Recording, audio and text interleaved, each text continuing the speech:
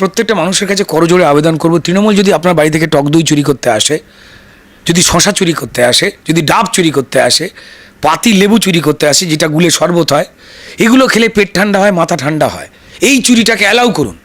আমরা ভারতীয় জনতা পার্টির কর্মীরা আমরা চাঁদা তুলছি যে ওদের কাছে চুরি করতে হবে না, আমরা পাঠিয়ে দিচ্ছি, এগুলো খান, মাথা ঠান্ডা করুন।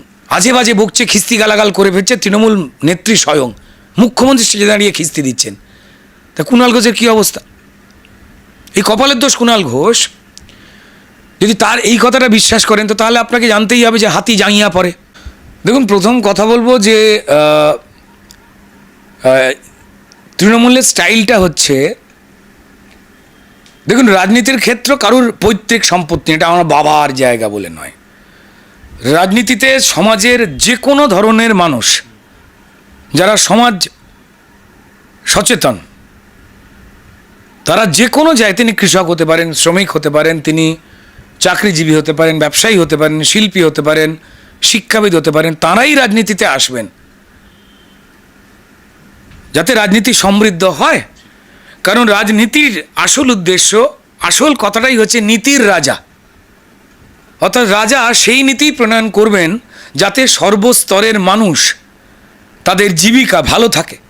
তাই রাজনীতিতে সবার ভালো করতে গেলে সব ধরনের জীবিকার, সব ধর্মের মানুষের যোগদান দরকার রয়েছে।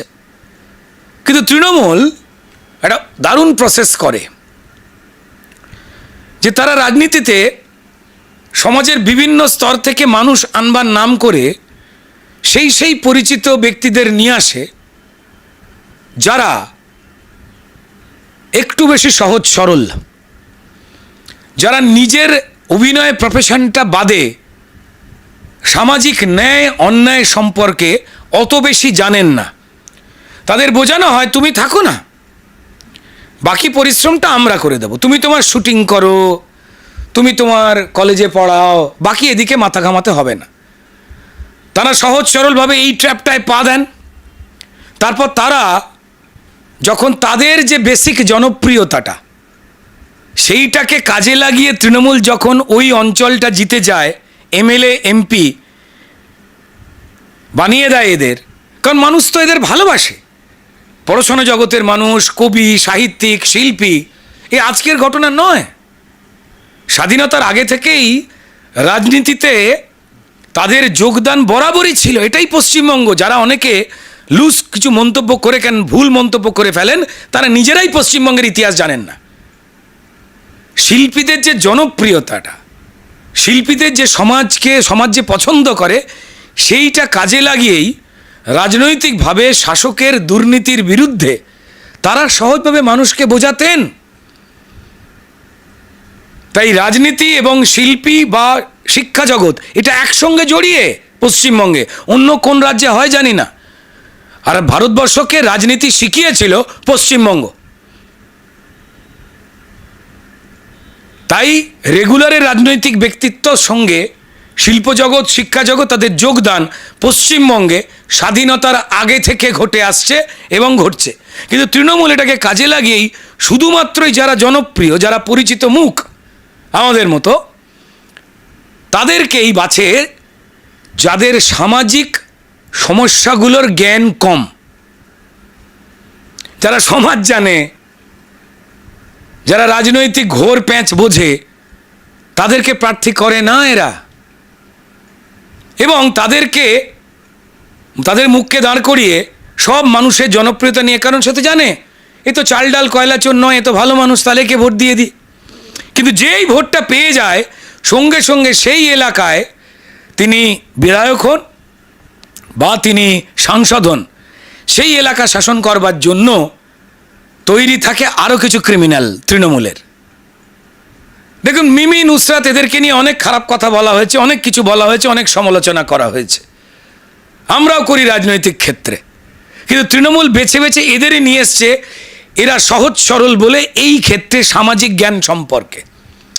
তাই নুসরাত বলে দেয় 174 ধারা, 144কে, কারণ ওটাই যে দরকার। তাকে কিছু ক্ষমতা দিয়ে দেবো, চেয়ার দিয়ে দেবো, এটাই তো দরকার। মিমির এলাকা কে সামলাতো? যাদবপুর কেন্দ্র কে সামলাতো? মিমি কাজ করতে পারতেন? নিজের পছন্দ মতো মানুষের উপকার করতে পারতেন? পারতেন না।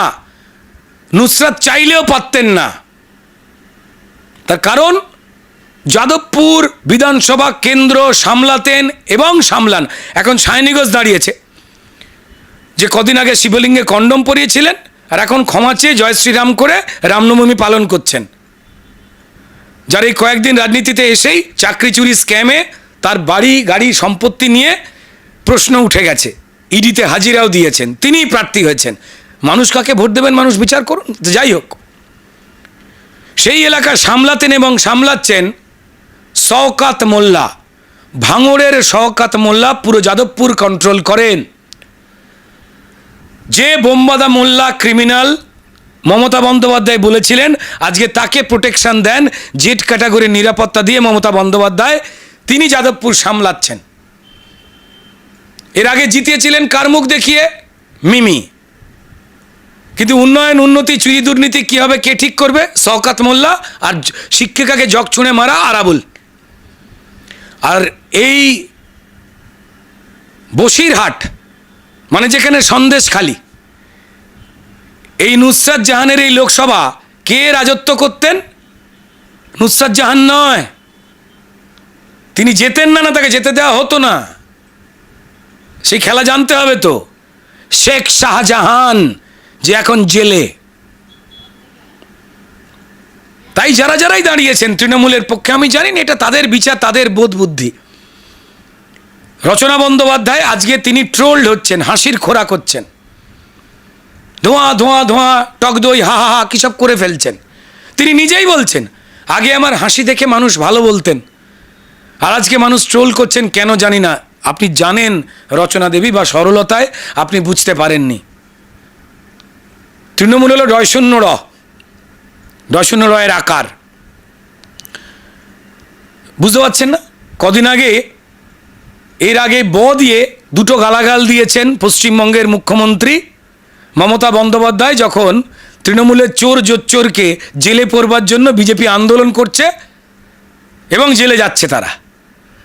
তখন রেগে গিয়ে তিনি দুবার, একবার দিয়ে খিস্তি দিয়েছেন মঞ্চে, যেটা কাঁচা খিস্তি, ক্লাবেও ছেলেরা দেয় না, সেখানে ডয়শূন্যরা লাগিয়েছেন। রচনা বন্দ্যোপাধ্যায় আপনি আম ছিলেন, আর তৃণমূলে ঢুকে ডয়শূন্য রয় আঁকা ফ্রিতে পেয়ে গেলেন।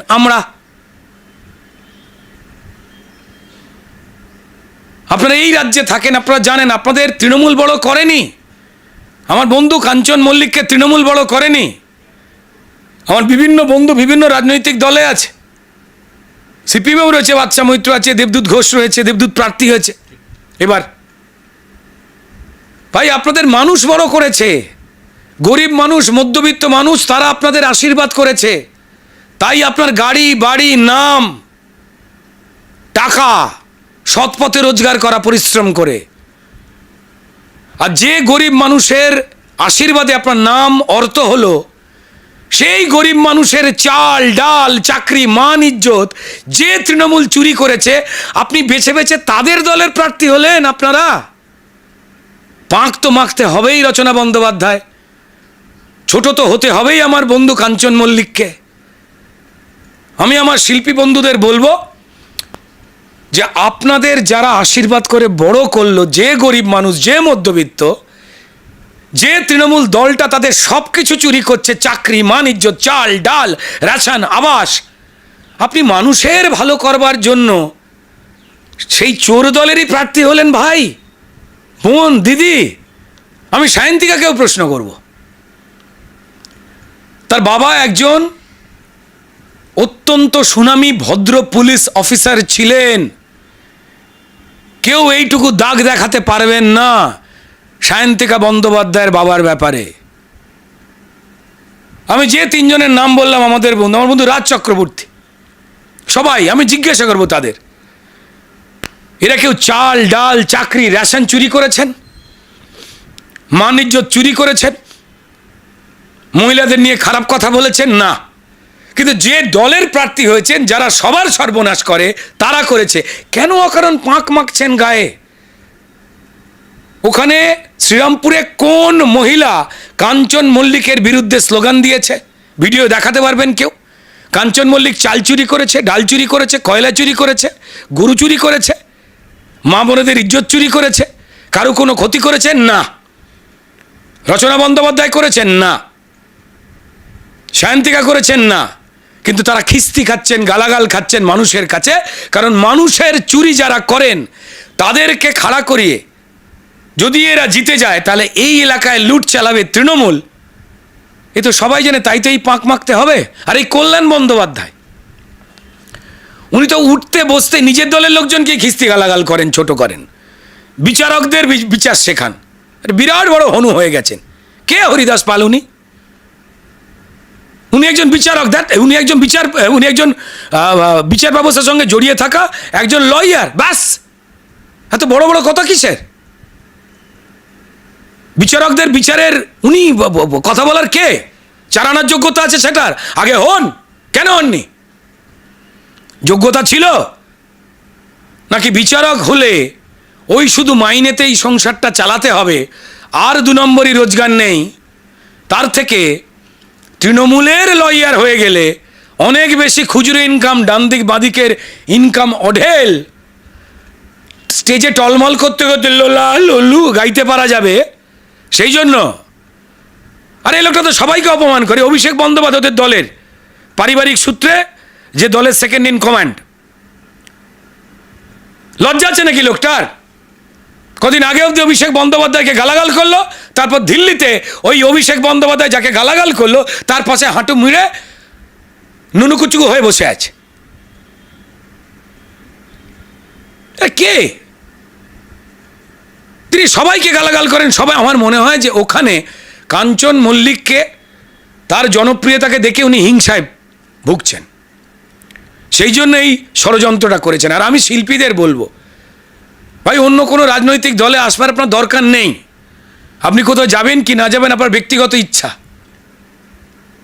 কিন্তু যত এখানে থাকবেন তত মানুষের অভিশাপ পাবেন। কারণ মানুষকে যারা লুট করছে, আপনি সেই দলের প্রার্থী হয়ে দাঁড়িয়েছেন যাতে আপনারা যদি জিতে যান তাহলে ওই অঞ্চল আবার এই শওকত মোল্লা, আবার এই শেখ শাহজাহানদের মতো লোককে দিয়ে লুট করানো হবে ওই লোকসভা, ওই বিধানসভা। এই আপনি জানেন না?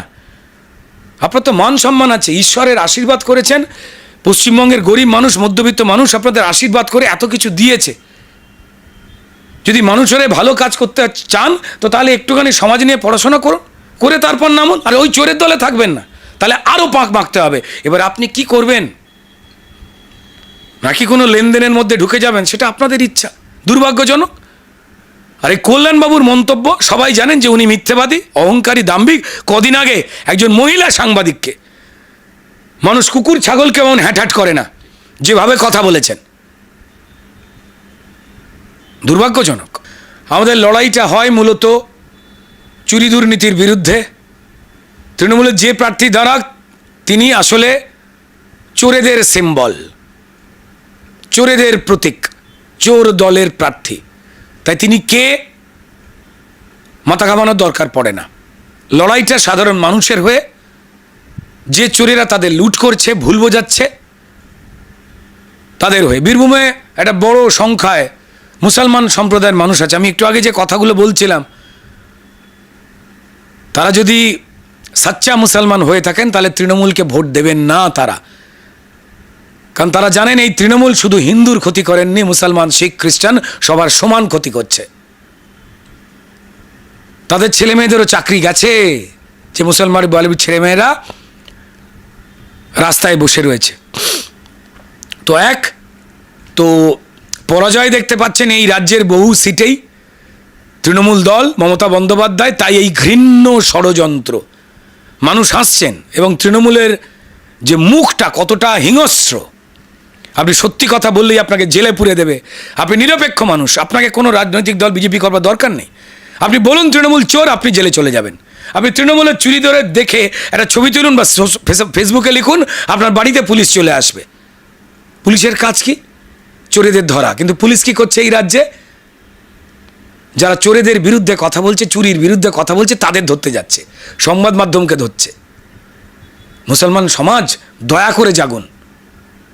দেখুন, কুণাল ঘোষ অত্যন্ত মানসিক যন্ত্রণায় রয়েছেন। তবে হ্যাঁ, উনি ওনার লক্ষ্যের কাছাকাছি পৌঁছেই গেছেন যে তৃণমূল আমাকে অকারণ জেল খাটিয়েছিল মমতা বন্দ্যোপাধ্যায়, তার আমি সাড়ে সর্বনাশ করব। তো মোটামুটিভাবে তিনি মোটামুটি সফল হয়ে রয়েছেন।